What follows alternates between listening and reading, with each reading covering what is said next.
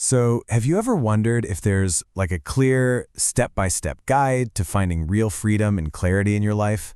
Well, today we're going to dive into exactly that. We're decoding an incredible ancient teaching, the Sekha Sutta, which lays out a super practical path for anyone, and I mean anyone, who wants to start the journey of awakening. That's a huge promise, isn't it? A complete roadmap to enlightenment, kept safe for over 2,000 years. You'd probably think a teaching like this was delivered on some remote, misty mountaintop. But this one starts somewhere way more familiar. It doesn't start with some mysterious guru in a cave. Nope. It begins with a community, a brand new building, and a really specific request that kicks this whole amazing story off. Okay, so picture this. We're in the land of the Sakyans, near a place called Kapilavatthu. They've just put the finishing touches on this magnificent new town hall. And out of respect, it's just sitting there, totally empty, never been used. So the Sakyans, they go to the Buddha with this request. They want him to be the one to inaugurate their new public space. They believe his presence will bring them real, lasting well-being. It's this beautiful moment, where the spiritual and the everyday civic life just come together. And the Buddha says, yes. So after speaking for a good chunk of the night, the Buddha, in a really human moment, says his back is sore. And he turns to his most trusted attendant, Ananda, and says, Ananda, you take it from here. Why don't you talk to them about the path of a trainee? And just like that, the stage is set for this incredibly detailed guide to unfold. All right, so Ananda steps up and he lays out the absolute foundation of the path. And we're not talking about some abstract philosophy here. This is about 4 concrete, day-to-day actions that are basically the pillars of the whole practice. The path starts right here, right in how you live your life, moment to moment. It begins with your moral compass, how you deal with your senses, your relationship with food, and even how you think about sleep. It's all very grounded. This idea of guarding the sense doors feels so incredibly modern, doesn't it? Just think about your phone for a second. The endless ads, the news feed, the nonstop stream of thoughts and opinions.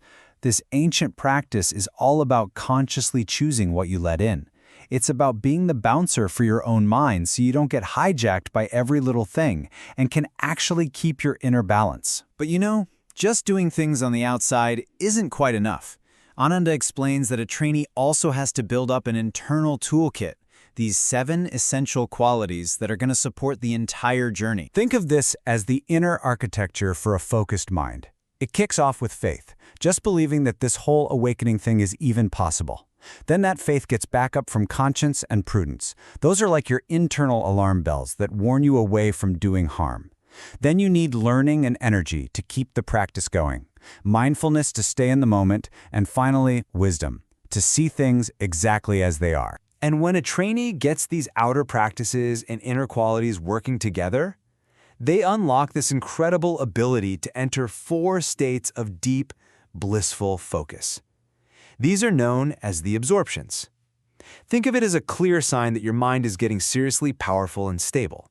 It's kind of the first big reward for all that hard work. Okay, so you're doing all this. You're living ethically. You're guarding your senses. You're developing all these amazing qualities. Where does it all lead? What is the ultimate payoff for all this effort? And this is where the teaching gives us this absolutely beautiful and powerful metaphor to help us get our heads around the process of awakening.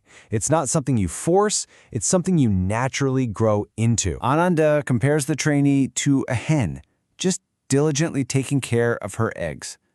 All those practices we talked about, the ethics, the mindfulness, the energy, that's the warmth and the protection that the hen provides. The trainee is simply creating the perfect conditions for something brand new to emerge. See, the hen doesn't have to sit there wishing, oh man, I really hope my chicks hatch. No way. If she provides the right conditions, consistently, hatching is just the natural result. And it's the same way here.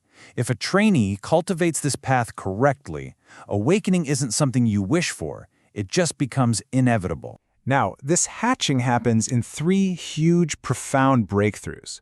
First, a breakthrough in memory. You can actually recollect past lives. Second, a breakthrough in perception, seeing how beings are reborn based on their actions. But the final, ultimate breakthrough? That's realizing total freedom from all mental junk right here and right now. That's the big one. So, where does this all leave our trainee?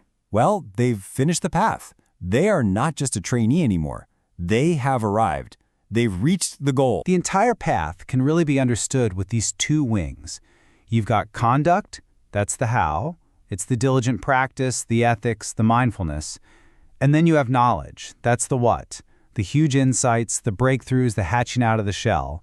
You absolutely need both to be able to fly. And there it is. This is the final destination. It's a perfect integration, a perfect mix of profound understanding and, well, flawless action. The whole shebang. And to really hammer the point home, Ananda shares this incredibly powerful verse.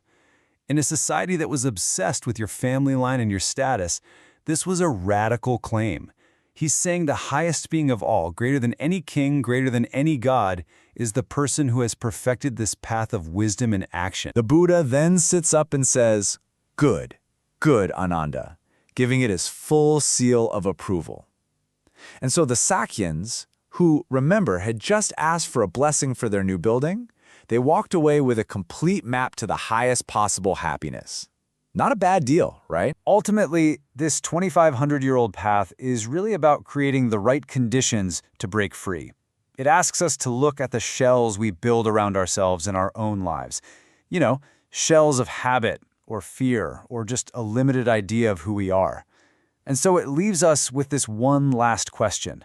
If you applied this kind of dedicated practice, what shell would you be ready to break out of?